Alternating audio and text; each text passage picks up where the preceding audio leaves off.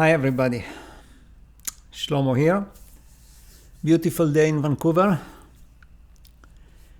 I really like the weather now. Last couple of weeks it's much nicer, not as much rain, so I feel much better and hopefully I'll be able to give you a better experience with this video as well. So what I want to talk about in this video, kind of a continuation to the last two, but not in everything, is I want to show you how to control your life rather than being controlled by it. And when I say controlled by it, I mean that you don't even realize. And as usual, I will touch on many other topics that will make you think and wonder. But first, I would like to start with a quote. And I think that this quote by itself consists only of 5 words. It's probably worth a video by itself. And you will probably realize that over time as you think about it. And what the quote says is, you get what you tolerate. You get what you tolerate. And that works in just a few examples, works in everything, but in marriage, in a job you are in, the house you own, your friends you have, the income you make, any of this, as long as you tolerate what you get in those, that's what you get. The day you will stop tolerating, you will not get it anymore. And the reason is, you will do something about it. So I found this quote. I know it for many years now, and I found it absolutely powerful. So let's go into controlling your life. See the line between creating a reality, and this is what we learn here mostly, Neville Goddard or reality transurfing, and any of those are focused on teaching you how to create a reality, right? But the line between creating a reality and being created by reality is very thin. And it's very, very easy to slip into being controlled by reality rather than creating a reality. And I want to give you the tools to notice that and be in total control. And what I'm going to use are the famous bubbles from the previous 2 videos, but this time we will learn how to get out of the bubble, how to unseal the bubble, how to burst it. Because the bubbles I'm going to talk about are actually destructive bubbles. You can call them pendulums if you are a reality transurfing person. The bubbles generally are only good when you create them, not when they are created for you. So the bubbles I want to talk about are the stages in life. In every stage in your life, you are in a bubble. And I'll give you some examples to enforce that. So baby is born, right? And then the first year or so, the baby is in a total bubble, right? Because all it really has in that bubble is the few people it knows, the food it gets, discomforts and comforts, and so on. And this is the bubble. The baby doesn't see or know anything outside of that bubble. And so it goes. The next stage maybe is elementary school, and then high school, and in university, then a job, marriage, children. Each one of those stages, and it's not like just switching bubbles. It's more linear. It happens slowly, so you don't really realize. But you, in every stage in life, we are in a bubble, and some of them more sealed, some of them less. Like when we fall in love, that's a totally sealed bubble. We don't really care what people say. We don't care what we have to do. This takes over everything, and that's probably the ultimate bubble. Problem is that being in those bubbles is very similar to navigating in a forest, which is the size of a continent, and having no idea where you are, because you have absolutely no idea where you are. You are in that forest, and you're supposed to navigate, but you have no clue where you are, because you are only focused on that bubble, that area that you are in. And the only way to find out where you're really going and where you are and where you're coming from is to look from above. What you really need is a drone. You need a drone to go up there for you with the camera and show you where you are, right?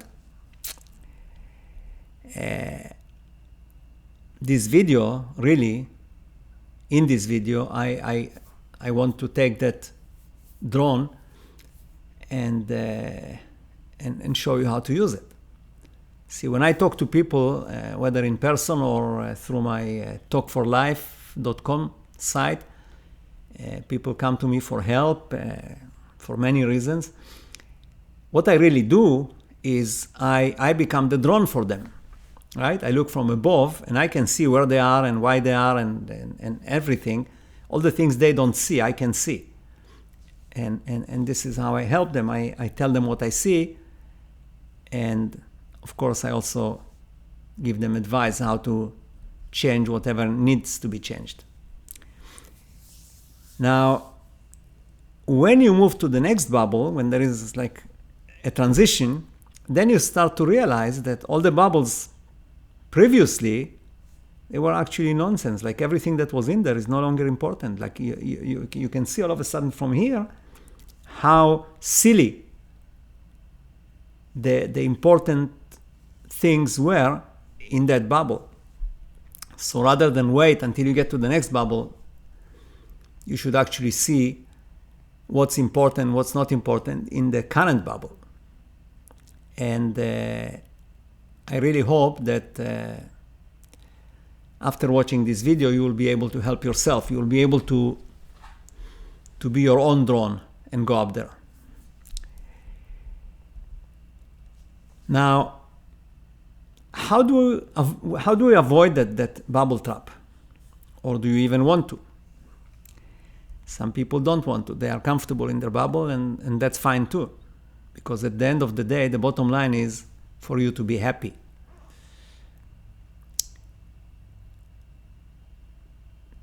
Now, if you realize that life has a purpose, or your life has a purpose, then you can never achieve that purpose in a bubble that was created for you. You can only achieve it if you created that bubble. Now, the most powerful and the biggest bubble in this world is actually called productivity, and it sucks everybody in. And I would really advise you and everybody not to fall into the trap of being productive. Because this whole world became a big productivity bubble. And the reason for it is because the today's governments and companies and almost everything that runs our lives is run by economists.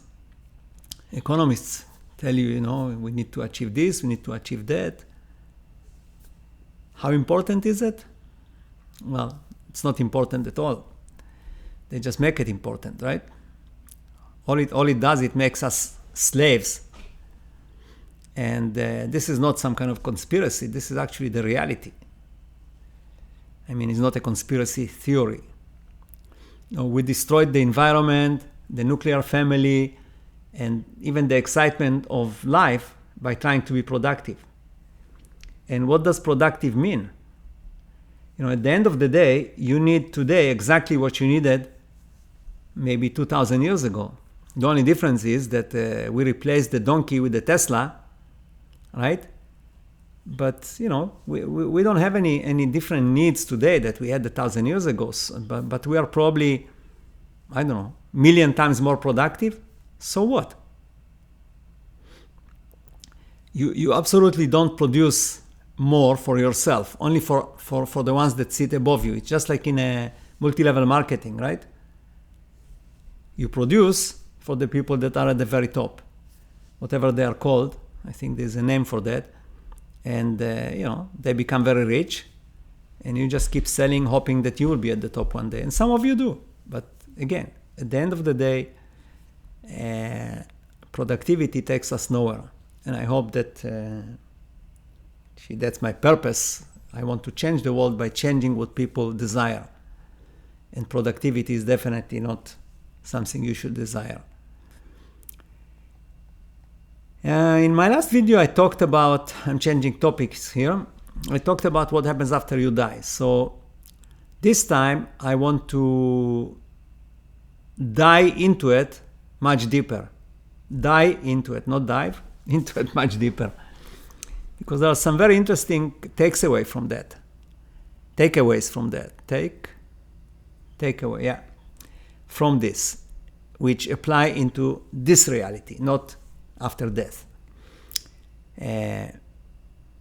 Because as I mentioned before, you become pure consciousness, right? And you look through this amazing one-way mirror back into this reality. And the other thing that happens is that you actually eat from the fruit of knowledge when that happens. Because once you transition over to that next stage, where you are pure consciousness, you know everything. You have no more ego, and you are not biased. You know everything as totally objectively, right? And like I explained in my last video, this is what creates also the heaven and the hell, because if you are good, you can see all the good you did, and you can see the consequences of the good you did all the way down to that current reality, that the current status of reality that you're looking at. And the opposite is also true. If you did bad things, right, you will see all the consequences, and it will make you feel really, really bad. And you will stay there as long as people remember you here. So this really becomes hell, because if you did lots of bad things, you can never escape. You have to continuously see and suffer for what you did. So it's not a religious take on it, but it explains what hell and heaven means. Now, what can you learn from this about this reality? So some very interesting things. If you look at the phenomenon of psychics, mediums, near-death experience, out-of-body experience, in all those instances, the person who is experiencing that one of those phenomena, they are actually dead. They are dying at that moment. They are dead. They are not dead in a way that they cannot come back, but they are dead. I remember, like I mentioned that in some of my previous videos, I used to go to a psychic in Israel, which was like, it still is. It's one of the most amazing people I've ever seen. But when he would sit there and roll his eyes, it looked like really weird. and he would connect to something. At that moment, he was dead. I think that if I took a pin and and pricked him, he wouldn't feel it. He was dead.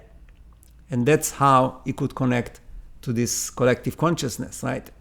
And that's what happens to all these kind of people that can do it. The other thing is that when people take drugs, I mean,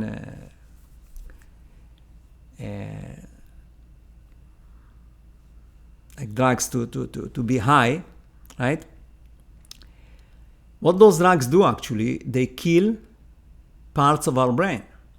And some of them, the light so-called drugs, the brain comes back. But the heavy drugs, they actually destroy the brain after a while. And I live in Vancouver. Sometimes I drive through East Vancouver and I can see people that are brain dead. They are basically walking around like zombies. And from what I found out by talking and reading about it is that the drugs did it to them. Because the drugs destroy the brain. Because in order to make them experience whatever the drug makes them experience, it needs to kill their brain. So this is a very interesting takeaway from these things, that you actually have to die in order to connect to this collective consciousness, or to be high, or somehow disconnect from this reality. Now, again, a new topic. An observation I made, which is very interesting, and where I made that observation actually was about 10 years ago. And I'm sure that many of you that live in the Pacific Northwest, whether in the States or in Canada, remember the beetle, what was it called? The pine beetle. And what it was a little beetle that would get into not just pine trees, any needle trees, any trees with needles. It would get under the bark and kill the tree. And it was a pandemic. I remember driving across British Columbia here and seeing thousands of acres of dead trees. It was actually very depressing. It was like out of a Hitchcock movie. And if you read about this, the articles and analysis at that time, we were told by science and by everybody that knew that it's going to destroy all the needle trees basically in North America and most likely in the whole world, because it could not be stopped. There was absolutely no way to stop it. It spread from tree to tree very quickly, and trucks took it around on the highways, and there was no way to stop it, because once they get into the bark, you cannot spray the tree or anything. So the prognosis was that all the trees will die. And because here in the Northwest, most trees are needle trees, it was very, very, like I said, depressing. I even looked at my backyard, say, wow, all these trees will die. And you know what happened? All of a sudden, this whole thing stopped. Like, there was no more trees infected. Nobody has an explanation, and I think people just kind of went on being productive again. They didn't deal with it anymore, but there's no explanation to how it stopped. But it made me think. And what I came up with, and I think it applies to every kind of pandemic, whether it's for trees or for humans or for anything, whether it's a virus or a beetle or a bacteria or a fungus, I think that they all have a limited number of times that they can reproduce. It's like a spring that you wind. Once it unwinds, it cannot go on anymore. And otherwise, the world wouldn't exist, because any one of those pandemics, call it, or in the days, say, before we could create vaccines, before the 20th century, would basically destroy the world, if you think about it. So whoever designed that world or created it or put it together made sure that that doesn't happen. And the way I think that was done is by limiting the number of cycles, how many times this thing can reproduce. And That basically also means that the current pandemic, it's a matter of time. It will just disappear because it will unwind until the spring is no longer, doesn't have any more tension, and then it will just stop. But that's just my subjective observation. All right. You probably remember I mentioned in the last video about a secret. And I know that quite few of you contacted me with all kind of guesses and asking me to say what the secret is. And really, I'll just talk about it quickly. What it is that in our reality, as far as I'm concerned, it came from nothing, from nothingness. And when you go from nothingness to somethingness, there are certain things that you cannot basically call it hide. Even God cannot hide them. But you can, you can hide them, but you cannot eliminate them. That's more proper. And they were the main one was actually hidden right in front of our eyes, and that's the secret. So if you realize that, then it would change completely how you perceive everything. It would change your life completely if you realize that. Okay. And why I brought it back here, why I mentioned that, is that between the two videos here, I received a letter from somebody that I don't know. I mean, now I do know because I talked to the person. But I want to read you that letter, that message. It's very interesting. Dear Shlomo, I hope this email finds you well. I came across your YouTube video by sheer accident. I feel obligated to share this memory with you since it is much aligned with your insight. I trust that the content of this email will not be shared on a public forum or with a third party. Well, I talked to the person and I asked for permission to read it without mentioning name. And that permission was granted. So,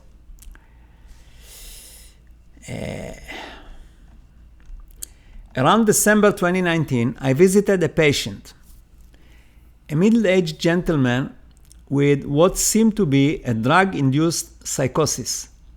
From his appearance, I could tell that he is an educated individual. He admitted to consumption of a large dose of cannabis a few days back. He had no prior history of drug dependency. During the visit, he looked distressed with occasional bursts of tears, trying hard to explain his experience. He insisted that the drug opened a portal in him, to see the creation and to receive the secret of our universe. Delusions like these are not uncommon among mental health patients. But what baffles me now is the accuracy of his experience in reference to your words in the videos. During the interview, he constantly repeated that everything is nothingness and that he cannot understand how our reality is created out of nothingness. He finally asked me to give him a paper and a pen to draw his vision. I have attached both of his drawings to this mail. Below is the summary of what he told me. Okay, so those drawings I will show you to you. Well, you know what? I won't show it to you. Past, present, and future have already happened and is happening as we speak. We see it linear, but in reality, everything has happened at the same time. We are the observers, and to us, time is linear. 2. Existence is created out of nothingness. I can't understand how. 1, and he writes the number 1 here, is all. Existence, E, is a moving one. Our existence is perfection. It is the exact balance between negative and positive, a plane between the polarities. My parents are dead, but they are not. They are in a state of continuous dying. Everything that happened in the past still exists. Interesting. That actually has some some hints about this video. He told me much more, which unfortunately I cannot recall. I never saw him again, but his words resonated with me.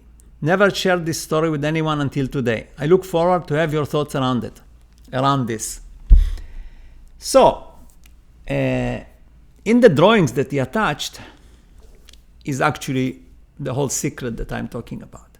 And that's quite amazing because I don't think that person understood what he has seen, but you can see that the drug disabled his brain. He was dead for a while, and while dead, he could see all these things because that's what dead people see. That's quite amazing. And this, like I said, this letter came just after the video. So one more thing I wanted to